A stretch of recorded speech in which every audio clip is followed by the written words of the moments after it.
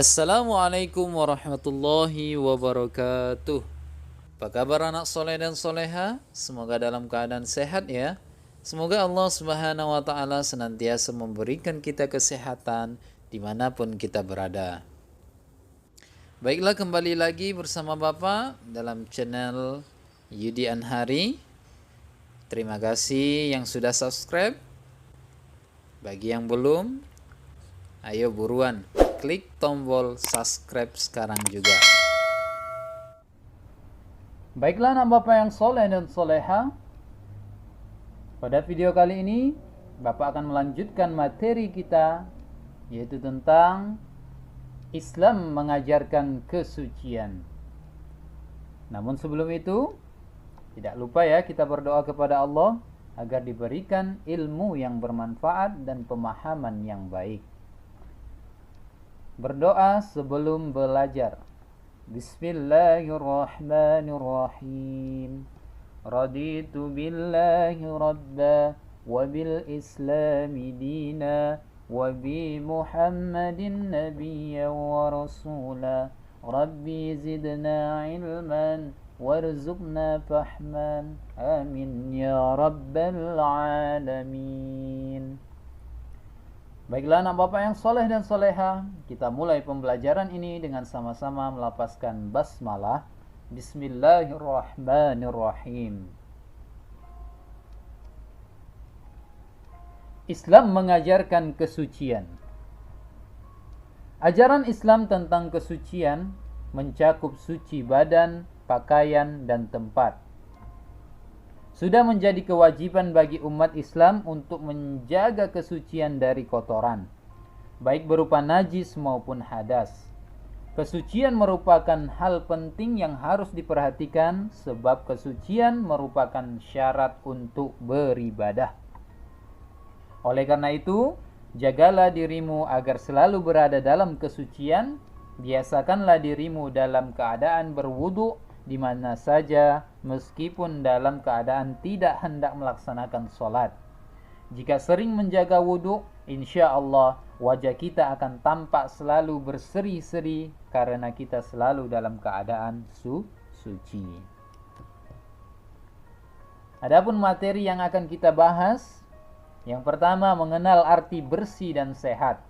Yang kedua, aku senang berwudhu. Yang ketiga, ayo belajar tayamum. Dan yang keempat, mensucikan hadas besar. Kita mulai yang pertama, mengenal arti bersuci dan sehat. Bersih pangkal sehat adalah pepatah yang sering kita dengar. Artinya apa? Menjaga kebersihan menjadikan kita sehat. Menjaga kebersihan adalah tanggung jawab kita semua. Kita harus menjaga kebersihan badan, pakaian, dan lingkungan di sekitar kita, termasuk di dalamnya menjaga tempat beribadah kita kepada Allah Subhanahu wa Ta'ala. Badan yang bersih menjadi sehat. Mandi 2 kali sehari, berwudu setiap akan sholat, dan beristinja setiap buang air merupakan contoh-contoh perilaku menjaga kebersihan badan.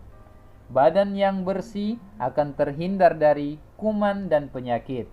Orang yang bersih badannya akan terjaga kesehatannya. Pakaian yang bersih akan menjadikan kita terlindung dari kotoran. Pakaian berfungsi melindungi tubuh kita dari panas, keringat, debu, polusi, dan sebagainya. Pakaian yang akan kita gunakan harus bersih. Pakaian yang habis dipakai harus dicuci agar tidak menjadi sarang kuman. Pakaian yang kotor akan membuat orang yang memakainya terkena penyakit. Lingkungan sekitar kita juga harus bersih agar masyarakat menjadi sehat. Kamar, rumah, tempat sholat, halaman, dan jalan semua harus bersih. Ajaklah teman-temanmu bekerja bakti setiap minggu. Buanglah sampah pada tempatnya agar kita terjaga dari kuman dan penyakit, agar tidak menjadi tempat berkembang biaknya penyakit. Lingkungan yang bersih terlihat asri, nyaman, dan menyehatkan. Yang kedua, aku senang berwudu. Hadas kecil adalah hadas yang menyebabkan batalnya wudu seseorang. Contoh hadas kecil adalah buang angin, buang air kecil, dan buang air besar. Jika kamu berhadas kecil, cara mensucikannya dengan berwudu. Masih ingatkah kamu cara berwudu? Pastinya. Tentu anak-anak Bapak sudah bisa mempraktekkan bagaimana tata cara berwudu. Berwudu menggunakan air yang suci dan mensucikan. Seperti apa air suci dan mensucikan itu? Seperti air hujan, air sumur, air embun, air salju, dan air sungai. Yang pertama, niat. Niatnya sebagai berikut. Nawaitul wudu'a li raf'il hadasil asghari fardha lillahi ta'ala. Saya berniat berwudu untuk menghilangkan hadas kecil, wajib karena Allah Subhanahu wa taala. Kemudian membasuh muka. Kemudian membasuh kedua tangan sampai siku. Kemudian mengusap sebagian kepala. Kemudian membasuh kedua kaki hingga mata kaki. Yang ini merupakan rukun wajib wudu yang wajib kita lakukan saat berwudu. Adapun tambahan-tambahan lain itu adalah sunnah seperti mencuci tangan terlebih dahulu, berkumur-kumur, memasukkan air ke dalam hidung, membasuh telinga, itu adalah sunnah. Semua urutan wudu tersebut masing-masing dilakukan sebanyak 3 kali sesuai dengan tata cara wudu Nabi Muhammad SAW. Selesai wudu, jangan lupa berdoa kepada Allah. Apa doanya? Asyhadu an la ilaha illallah wahdahu la syarikalah wa asyhadu anna Muhammadan abduhu wa rasuluh. Allahumma ja'alni minat tawwabina waj'alni minal mutatahhirina waj'alni min ibadikas salihin. Aku bersaksi bahwa tiada Tuhan selain Allah dan tidak ada sekutu baginya, dan aku bersaksi bahwa Nabi Muhammad sallallahu alaihi wasallam adalah hambanya dan utusannya. Ya Allah, jadikanlah aku orang yang ahli taubat, dan jadikanlah aku orang yang suci, dan jadikanlah aku orang-orang yang mensucikan diri, dan jadikanlah aku hambamu yang soleh. Itu doa setelah berwudu. Kemudian ayo belajar tayamum. Tayamum adalah pengganti wudu untuk mensucikan hadas kecil. Bagaimana cara bertayamum? Tayamum menggunakan debu yang suci, yaitu debu yang tidak tercampur kotoran, seperti debu di halaman rumah, debu yang menempel di dinding rumah, atau di tempat lainnya yang bersih. Tayamum berbeda dengan wudu. Tidak semua anggota wudu diusap ketika tayamum. Yang wajib diusap hanya wajah dan kedua tangan. Cara bertayamum adalah sebagai berikut. Yang pertama, kita membaca basmalah dan niat tayamum. Yang kedua, tepuklah kedua tangan ke atas debu, lalu secara perlahan, kemudian tiuplah kedua tangan dengan kedua tangan yang terkena debu itu, lalu usapkan ke seluruh wajah secara merata. Ketiga, tepukkanlah lagi kedua telapak tangan ke atas debu, lalu tiuplah kedua telapak tangan yang berdebu itu, kemudian usapkanlah ke tangan kanan dan kiri secara bergantian, mulai dari ujung jari tangan hingga ke siku. Itu adalah tata cara bertayamum. Kemudian yang keempat yaitu mensucikan hadas besar. Hadas besar adalah hadas yang mengharuskan kita mandi.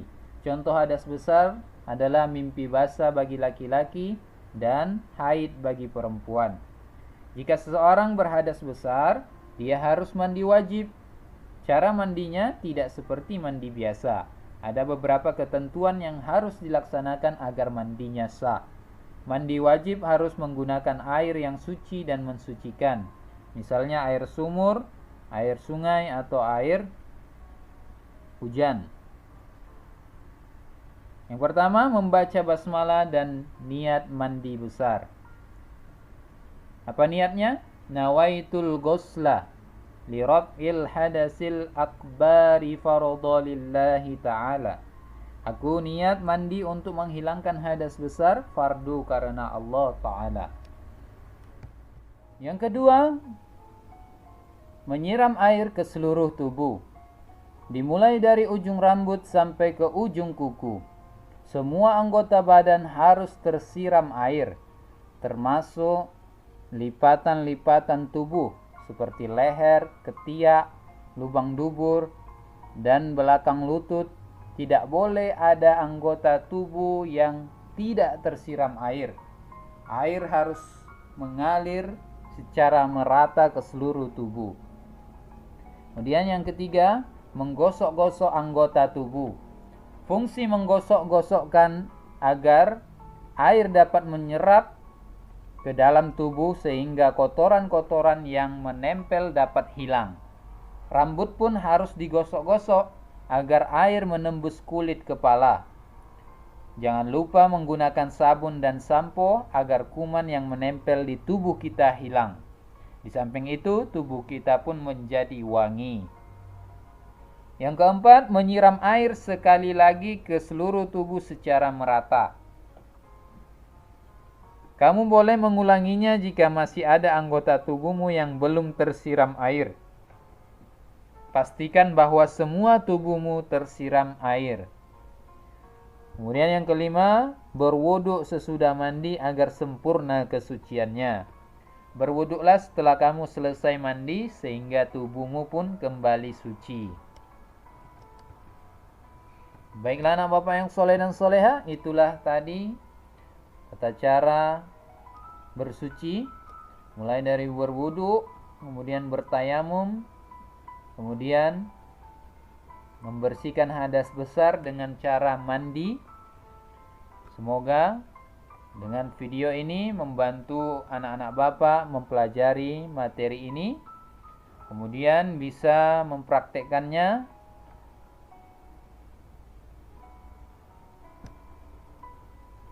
Baiklah anak bapak yang soleh dan soleha, mungkin demikianlah video ini. Terima kasih atas segala perhatian.